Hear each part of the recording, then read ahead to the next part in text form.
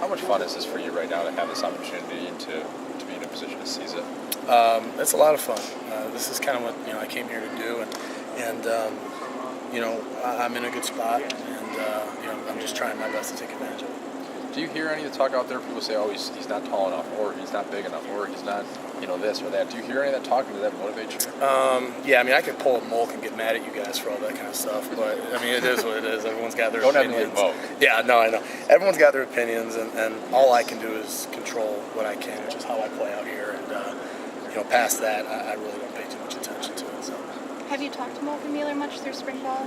I don't remember last time I talked to Dave. It's been a few months. I talked to Elliot this morning. We're really close, so just on a friend level, we still talk and that kind of stuff. So not about football or anything like that, but just as friends. What have they told you? What have your discussions, or when you look at the center position, what do you need to be for this team? Well, first and foremost, a leader.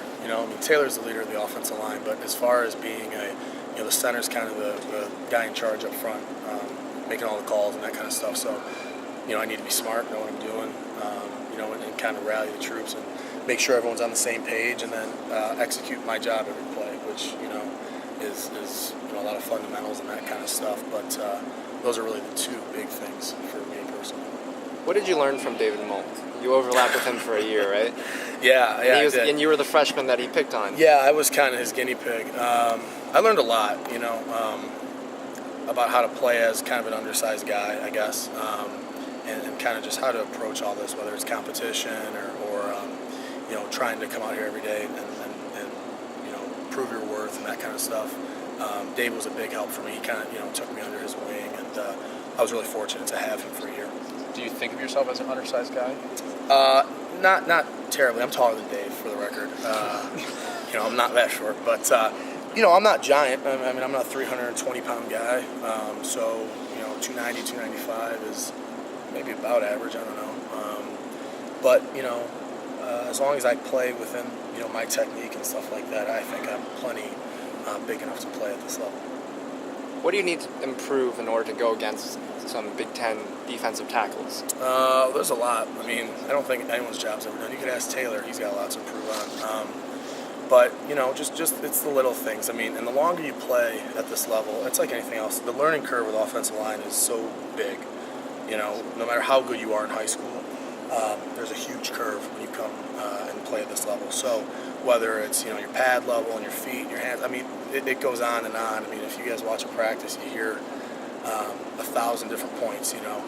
So kind of all the stuff really. I'm trying to refine every part of my game. I don't think there's specifically one. Does it help that as you're in position to take over as a starter or compete for a starting job, but you're learning this offense with Al as opposed to having to learn? Obviously you did learn his previous offense, but you're not having to make that transition as a starter. Yeah, I think so. Even though I've never started a game, and that's a whole new level, and that's something that I'm excited to try to do this year. You get 1 million reps in practice. So whether there's some carryover still too. We tried to integrate the things that we're going to do this year with what we've done previously. So I don't think there's too much of a gap there. And the guys like Taylor and Mike Schofield who have played in both systems will tell you that there's a lot of carryover. As an offensive lineman, you got to be able to move people. That's kind of the name of the game. So any system, you got to be able to do that. So I don't think there's too much of a bridge to gap there.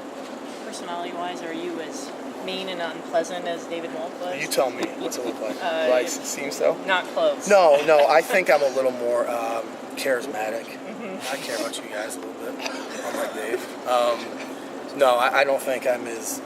I can be hot-headed out here, ask some of the guys, but I'm not... I don't walk around with a chip on my shoulder 24/7. And that's not actually a great quality to have for a center, though, is it, to be hot-headed? Yeah, a little bit. But Elliot was successful, and Elliot's really the nicest dude in the world you would ever meet. So, to each his own. Everyone's got their own style, and I'm a little tapered down from Dave.